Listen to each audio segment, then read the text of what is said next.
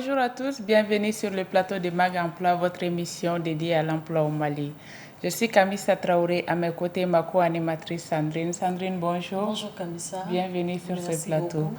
Cette semaine, nous parlerons de la microfinance et du recrutement au Mali. Nous recevons comme invitée Madame Benzakour Mariam, qui est responsable des ressources humaines du groupe Cofina Mali, et Madame Maïga Fatoumata, diplômée en marketing et en quête d'emploi. Bonjour mesdames et bienvenue sur ce plateau. Bonjour à vous. Bonjour. Merci beaucoup. Merci. D'accord. Donc cette émission est composée de 4 rubriques. La première, c'est la discussion avec notre invitée du jour, Madame Benzakour. Ensuite, nous aurons la question de la semaine adressée à Madame Benzakour, posée par un chercheur d'emploi en ligne du nom de Moussa Diaby, diplômé en informatique. Après cela, nous passons au débat du jour qui se fera avec nos 2 invités sur le plateau. Et pour finir, nous vous donnerons quelques astuces sur comment trouver les sources de recherche d'emploi. Sans plus tarder, nous allons commencer avec notre première rubrique discussion avec l'invité. Ok, bonjour Madame Benzakour. Bonjour. Pouvez-vous vous présenter? D'accord. Alors, je me présente, je suis Benzakour Mariam. Je suis responsable des ressources humaines au niveau de Cofina Mali. J'évolue dans la gestion des ressources humaines depuis bientôt 9 ans. Okay. Donc, voilà ce qui englobe en réalité Madame Benzakour Mariam. Ok, d'accord, merci beaucoup. Très souvent, il y a une confusion entre microfinance et les banques. La plupart du temps, les gens se disent microfinance et banque. Est-ce qu'il y a vraiment une différence qui existe entre ces 2 structures? Et si oui, quelle est la différence? D'accord. Alors, effectivement, il existe bel et bien une différence entre les banques et les microfinances dans la mesure où, en réalité, les 2 sont des services financiers, mais l'une a la différence de l'autre, c'est que les microfinances s'adressent aux chaînons manquants. Quand on parle de chaînons manquants, ça veut tout simplement dire que, en fait, les clients qui ne sont pas assez formels, assez structurés, les entreprises qui ne sont pas assez structurées pour pouvoir bénéficier d'un accompagnement de la part des banques classiques. Ok, voilà. D'accord, merci beaucoup. Est-ce que le recrutement dans le secteur financier est-il différent des autres recrutements dans les autres secteurs d'activité? En réalité, il n'y a pas de différence parce que en réalité, les processus de recrutement sont les mêmes. À savoir, on respecte également les mêmes étapes de recrutement, que ce soit la publication, le CV, les méthodes de sourcing. Je pense que c'est quasiment la même chose, peu importe le secteur. Le processus de recrutement reste universel, en fait. D'accord, ok, merci. Oui. D'accord. Et Madame Benzakour, nous remarquons que le secteur financier est très convoité par les demandeurs d'emploi. Selon vous, qu'est-ce qui explique cela?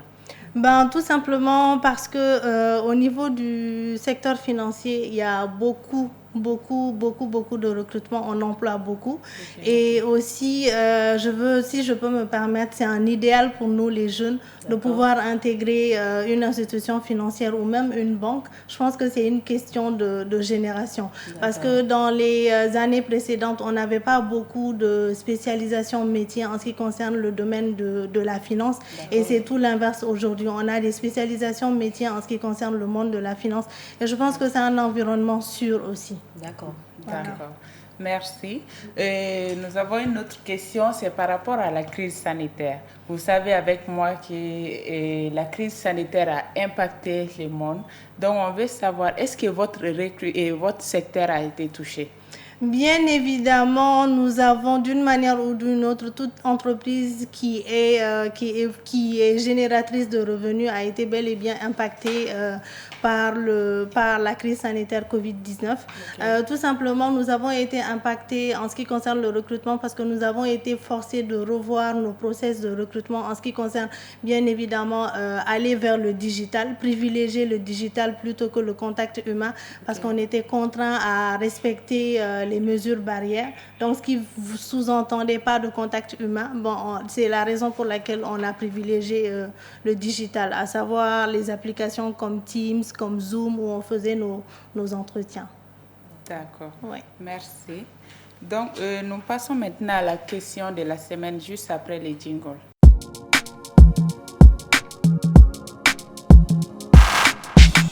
Nous avons une autre question qui vient d'un candidat aussi en quête d'emploi, du nom de Diaby Moussa. Il est diplômé en informatique.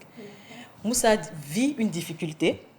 Il a effectué plusieurs stages dans différentes structures financières et jusqu'à présent, il peine à trouver un emploi. Moussa se demande finalement, est-ce que c'est possible d'avoir un emploi dans un secteur financier sans avoir l'aide de quelqu'un? En toute sincérité, je pense que oui, parce que je me dis qu'il ne faut pas forcément être épaulé pour avoir un emploi, c'est juste une question de compétence. Même si au départ, on a été, ou Moussa ou quelqu'un d'autre a été pistonné pour avoir l'emploi, à la longue, c'est la compétence qui va faire la différence. Tôt ou tard, on saura si le candidat est à la hauteur ou pas. Si le candidat n'est pas à la hauteur, on est obligé de dégager un plan de sortie. Donc, ce qui sous-entend qu'on soit épaulé ou pas, c'est pas l'importance.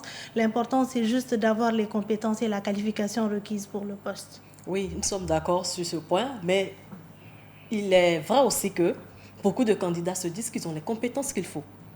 J'ai les compétences, mais il a l'impression qu'il faut forcément quelqu'un pour vous pousser un peu, surtout dans le secteur financier. On se dit qu'il faut connaître forcément quelqu'un qui est dans ce domaine-là pour avoir un emploi. Donc, ça, c'est la pensée de beaucoup de candidats. Donc, à travers Moussa, je pense que... Qu'est-ce que vous pouvez dire à ces candidats-là, en fait? Alors, ce que je peux dire à ces candidats-là, c'est juste de persévérer.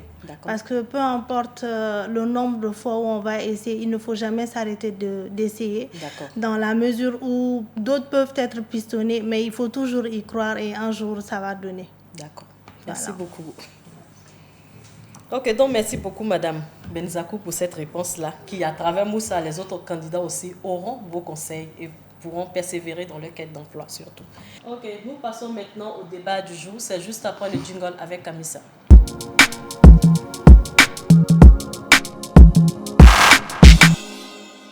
D'accord, c'est l'heure du débat du jour. Nous allons nous adresser maintenant à notre deuxième invitée sur le plateau. Madame Fatou Maïga, pouvez-vous vous présenter, s'il vous plaît? Merci. Bonjour. Je suis Madame Sribé Fatou Maïga, diplômée en licence de technique de commercialisation à l'IG, mère de 4 enfants. D'accord. Oui. Merci. Cela fait combien de temps que vous êtes en quête d'emploi et quelles actions menez-vous pour votre quête d'emploi? Bon. Je peux dire que ça fait 5 à 6 ans maintenant que je suis en quête d'emploi. Parce que j'ai fini depuis 2013.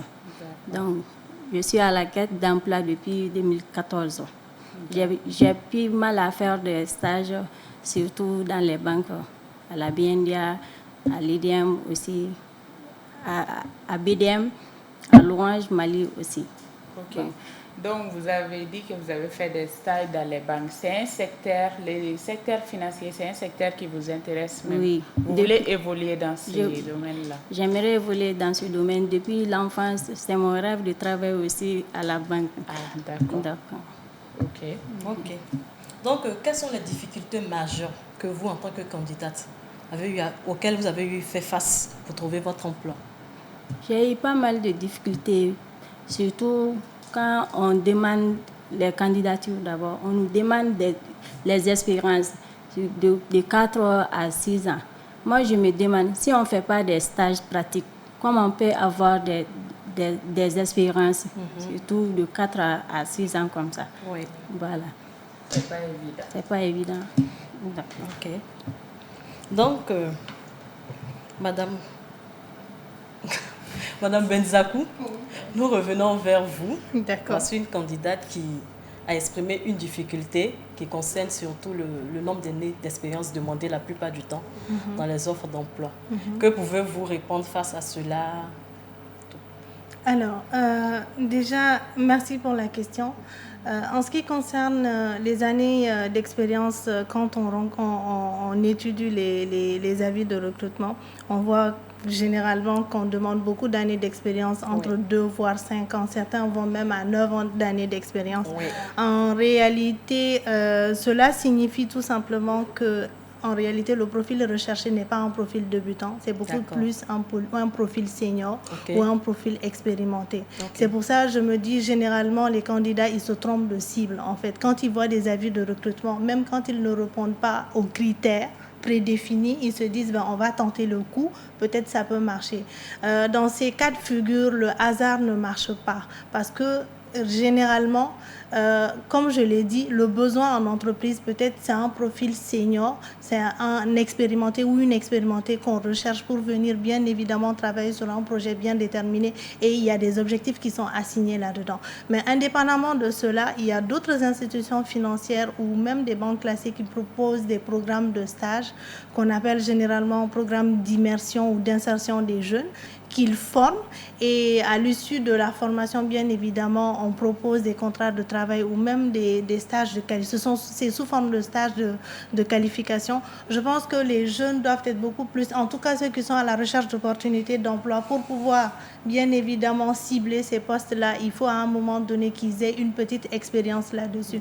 Et tant que l'expérience, c'est pour ça que je parlais de qualification et de compétences. La compétence, elle est très importante parce qu'elle sous-entend que, voilà, c'est ce pourquoi on te recrute.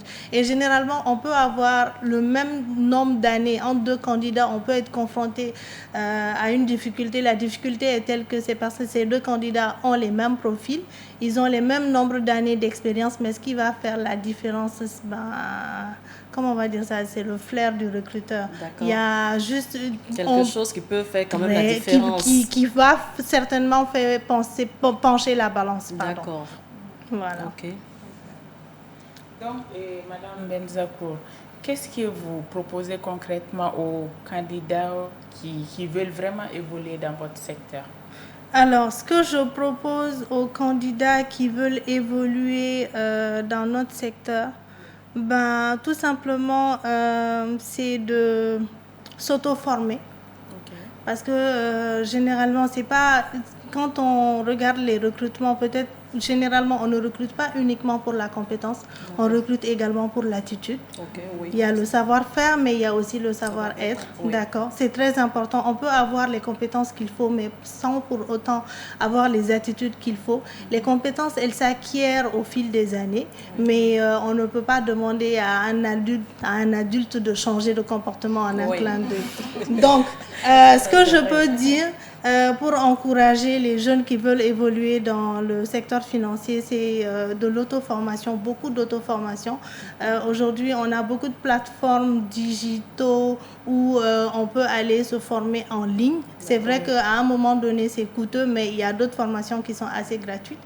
Donc, c'est d'aller vers la formation, beaucoup se former en cas d'opportunité, bien analyser bien évidemment les avis de recrutement, faire suivant l'avis de recrutement le bilan des compétences, quelles sont les compétences que j'ai pour pouvoir prétendre à ce poste et quelles sont les compétences qu'il me faut. D'accord, et mettre le focus sur les compétences qu'il nous faut et se préparer en évidence. C'est tout le problème quand on mène des entretiens, on se rend compte qu'en réalité, il n'y a pas eu une préparation en amont, ce qui fait que généralement, à un moment donné, les candidats sont dégoûtés parce qu'ils disent je tente, ça ne marche pas, mais sauf qu'ils n'analysent pas en réalité les compétences qui sont recherchées, ils ne font pas une préparation en amont. D'accord. Voilà. D'accord, merci beaucoup. Merci. Donc, Fatou Maïga, est-ce que vous avez des questions pour Madame Benzakour? Oui. Parce que ce n'est pas tous les jours qu'on a un recruteur face à nous. Effectivement. Oui. Moi, j'ai deux petites questions à poser. Oui.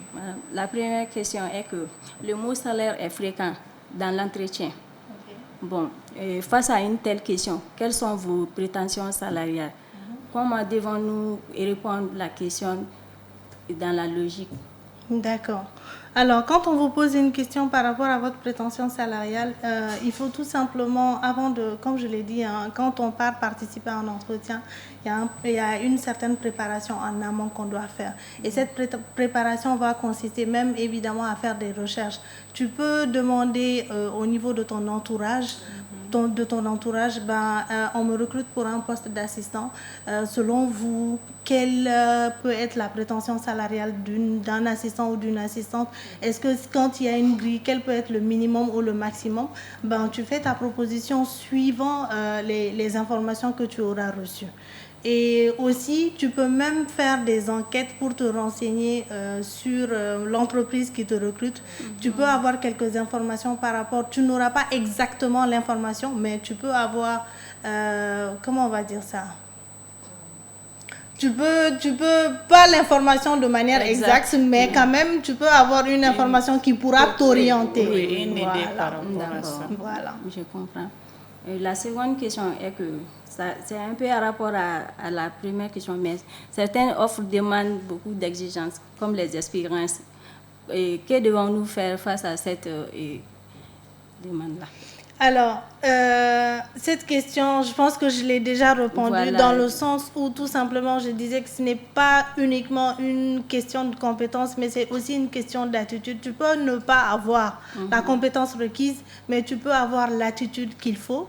Et ben, comme je l'ai dit, hein, la compétence, elle s'acquiert au fil des années. Donc, il faudra juste mettre en avant, lors de l'entretien, mettre en avant ses qualités et sa volonté à venir et à tout casser. D'accord. Merci, madame. Oui. Bon, et moi, je vais peut-être rebondir sur votre réponse. Oui. Et elle parle plutôt du cas où, parce qu'elle n'a même pas... elle n'est même pas arrivée à l'étape de l'entretien. Donc, elle a envoyé son CV, mais elle n'a pas eu de réponse. Ça demande beaucoup d'expérience. Maintenant, qu'est-ce qu'on peut faire pour les jeunes candidats qui n'ont vraiment pas d'expérience dans ce sens? D'accord. Alors, ce qu'on peut faire dans ce sens-là, déjà par rapport au CV, quand on voit un avis de recrutement, il y a des gens qui ont des CV standards. Oui. Moi, je pense qu'il ne faut pas avoir des CV standards. Il faut juste adapter le profil qu'on a par rapport au profil qui est recherché. Adapter le CV par rapport à l'avis de recrutement, par rapport à l'offre de recrutement. Mais quand on n'adapte pas le CV, on va zapper, bien évidemment. Il faut forcément adapter le CV parce qu'on est à la recherche, certes, quand on recrute, on a un objectif bien déterminé, recruter la personne qui a les compétences requises et l'attitude qui est requise. Mais non, par contre, si dès qu'on voit le CV, le candidat n'est pas en face, c'est son CV qui est là et c'est son CV qui le représente. Donc le CV doit être à l'image du candidat. Et généralement, on se rend compte que quand on étudie les CV, c'est du copier-coller, quoi. À 75%, c'est du copier-coller. Donc ça ne permet pas de refléter l'image du candidat en tant que tel. Donc, j'espère que les candidats ont compris les conseils. Les CV, c'est votre vitrine. C'est ce qui vous précède chez l'employeur. Voilà. Donc, il faut prendre le soin de faire votre CV. Donc, merci beaucoup à Mariam pour ces différentes réponses. Merci à vous. Merci. Donc, nous passons maintenant aux astuces juste après les jingles.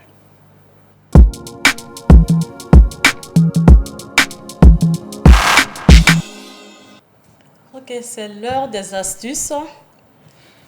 On constate que beaucoup de candidats se plaignent du fait qu'ils ne savent même pas où trouver les informations sur les offres d'emploi. Ils ne savent pas comment faire pour avoir les avis d'offres d'emploi.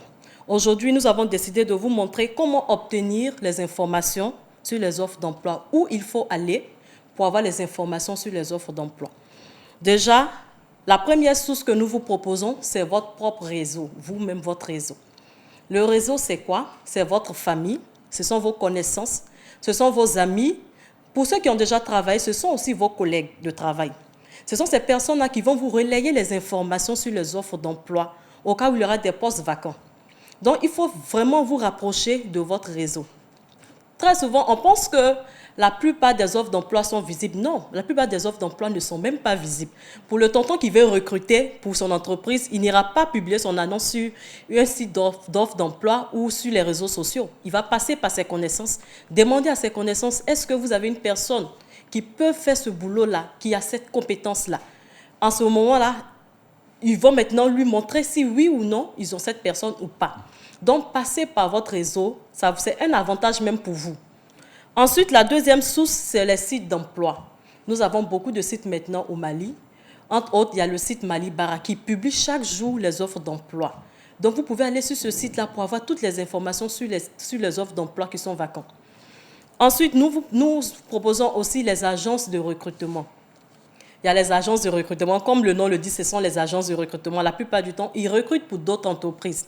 Donc, vous devez vous rendre dans ces agences pour avoir les informations sur les offres d'emploi. Nous vous proposons aussi les structures étatiques qui sont en charge. On parle de l'ANPE, on parle de l'APEJ. Ces structures-là, très souvent aussi, publient les offres d'emploi, ont toujours les offres d'emploi disponibles chez ces structures-là. Donc, vous devez aussi vous rendre dans ces structures-là pour avoir les informations.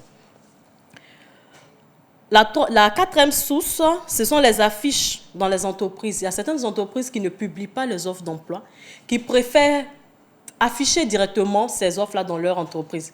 Il faut déjà repérer ces entreprises-là et aller directement vers ces entreprises pour avoir les postes vacants. Nous avons également les médias et les journaux. Les médias, on parle de la télévision, on parle de la radio. Il y a quand même des télévisions qui publient les offres d'emploi souvent. Et aussi les journaux, il y a l'Essor qui publie aussi très souvent les offres d'emploi. Vous pouvez aller, ou bien vous achetez soit un journal, ou bien vous pouvez vous abonner de façon électronique. Vous allez recevoir ces journaux-là et vous allez avoir la possibilité d'avoir toutes les offres d'emploi disponibles. Ensuite, il y a les salons professionnels et les autres événements professionnels. Aujourd'hui, au Mali, chaque année, il y a quand même un événement professionnel qui est organisé. Il y a un salon professionnel qui est organisé. Donc, il faut aller à l'information, en fait. Il faut aller chercher l'information. Il faut aller c'est-à-dire, vous devez vous déplacer, si je peux le dire ici, aller vers l'information. Il ne faut pas attendre que l'information vienne vers vous. Vous avez besoin d'un emploi. C'est à vous d'aller vers l'information. Donc, il faut se rendre dans les salons professionnels. Ça sera un grand avantage pour vous, où vous aurez la possibilité d'avoir beaucoup de recruteurs sur place. Donc, aujourd'hui, c'était quelques sources qu'on voulait vous donner pour votre quête d'emploi.